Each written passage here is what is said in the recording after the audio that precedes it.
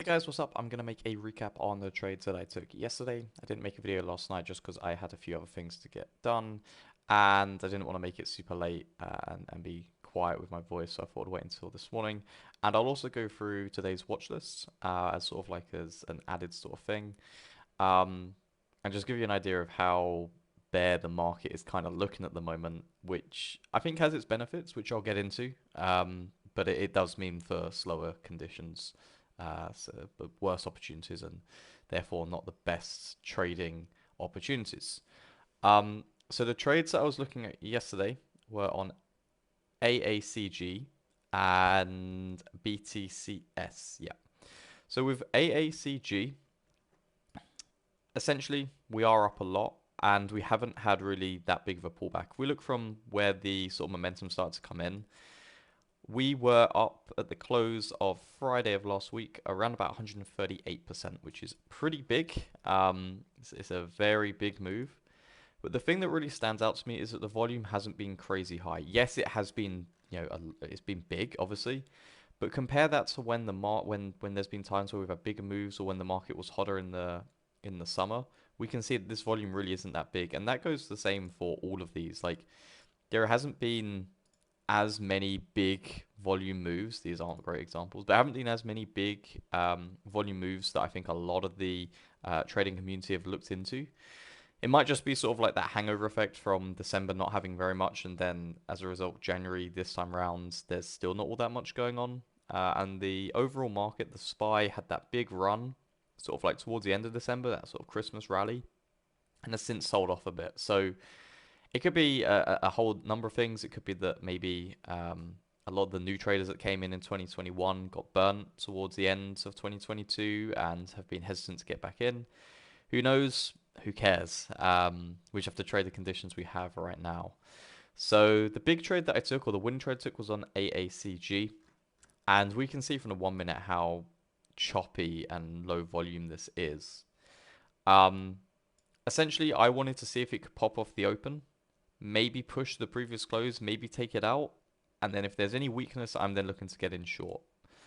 So my first entry was once we had taken out VWAP, and this is a really nice entry signal. I think if you're trading the backside, we've got this sort of run up here, and it hasn't done incredible volume, but this area here is where you'd expect to see volume coming in, big green candles if the buyers are going to come back in and we have another move higher. If that doesn't come in, or if it does, but then it doesn't continue, that is an indicator that the longs are no longer interested in this. There aren't new buyers coming in. And once that initial attempt at momentum fails, if it begins to sell off, there's only one way it can really go. And I particularly like it when we have this big candle here that takes out VWAP, takes out support, clearly shows that sellers have come in um, and are starting to unload their positions. Once we've got that, I'm looking to get in on pops into VWAP. We don't always get them. Often we do. So I was short on this one. I think I got 253 initially, 254. I can't remember the exact entry. And then I had a stop limit order to add in at 244, which meant that I had a total, I'll just bring up over here, of 700 shares short at an average of 251. I think it was actually 250.7, but it was around about 251, 250, 251.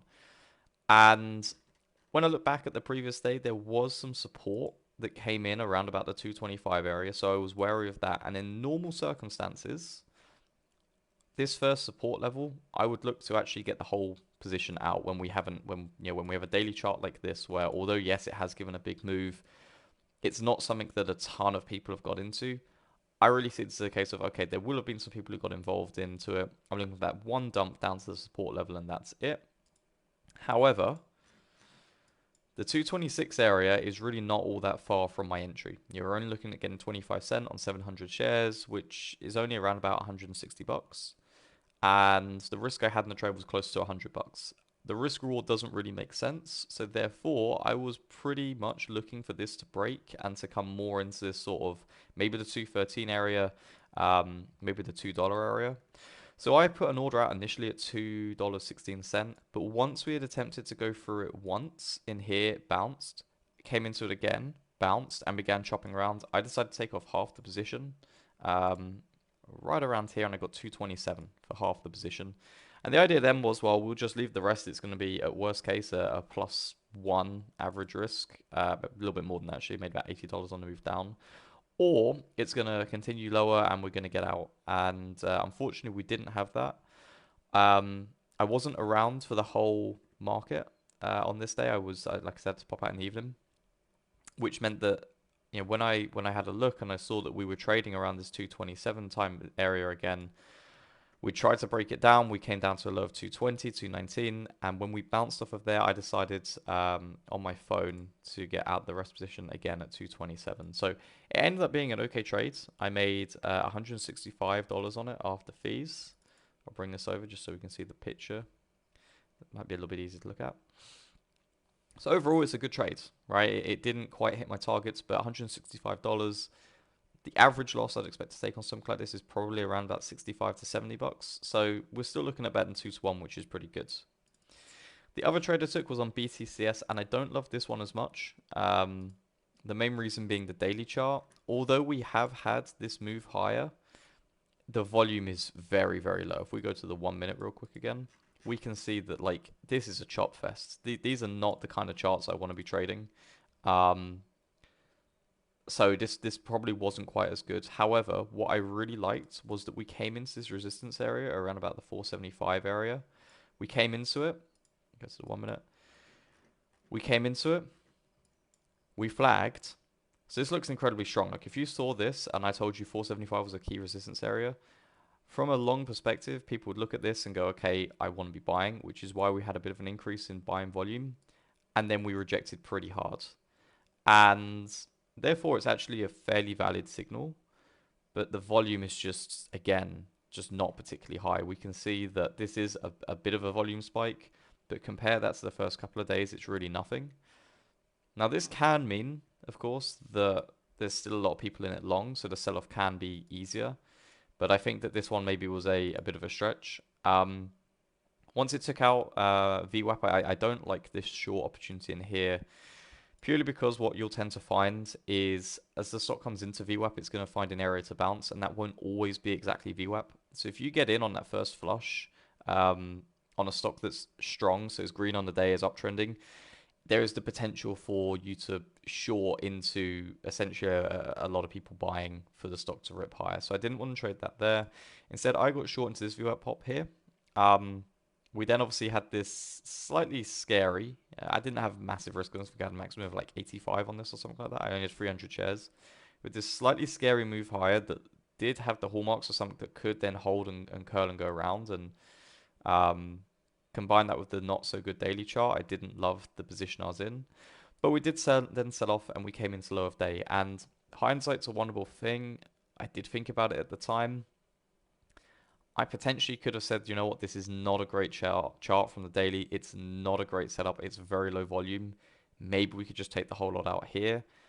I got a little bit stubborn, and I do think that following a strategy is important. And in this example, I went, you know what, I've only got 30 cent here on 300 shares. I was risking 30 cent almost. I can't take a one-to-one. It turns it into a negative, well, maybe not quite a negative trade in terms of sort of like an expected value approach, but it's not as good as I'd like it to be. So I ended up just leaving an order in, trying to catch the break of this and the break of the previous day's low to try and get into the $4 area.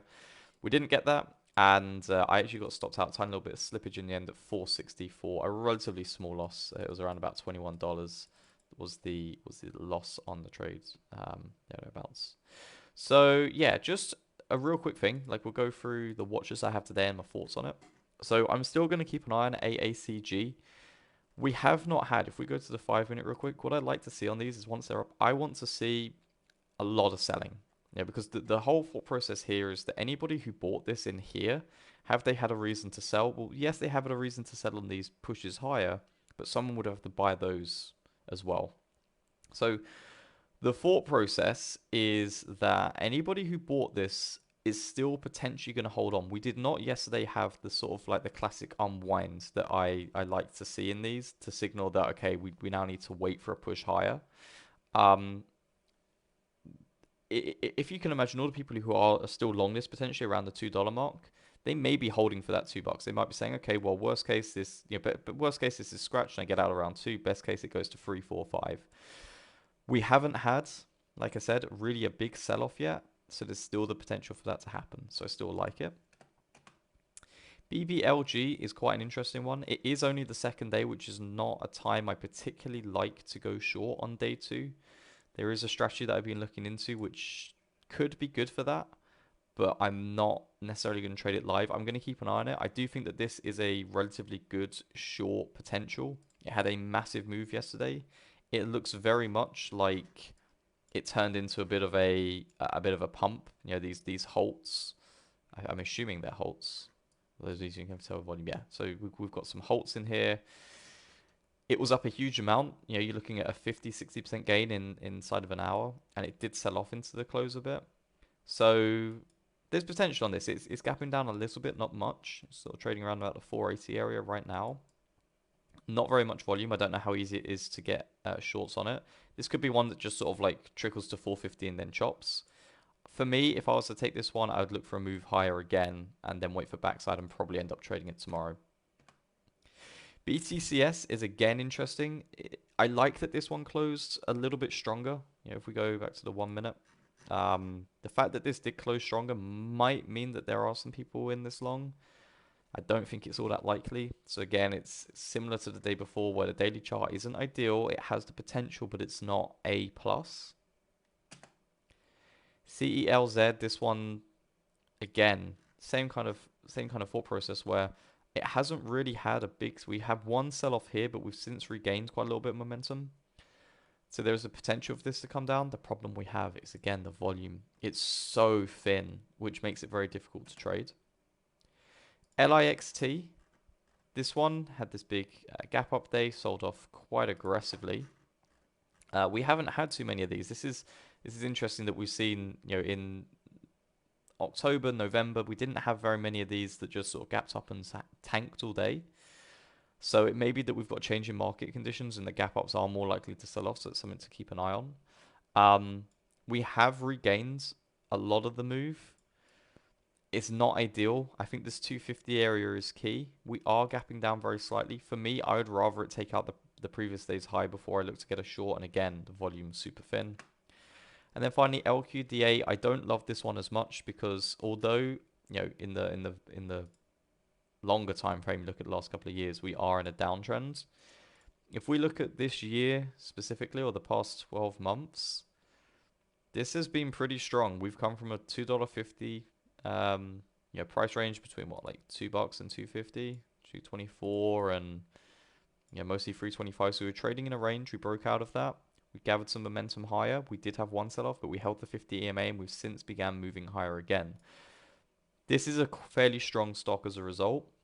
It might be a load of BS. It might be that like somehow it's managed to hold on to gains and for whatever reason. But when I see this, I go, there may well be a reason this stock has doubled, not in a few days, but over the space of 4, 5, 6 months, which might be too strong.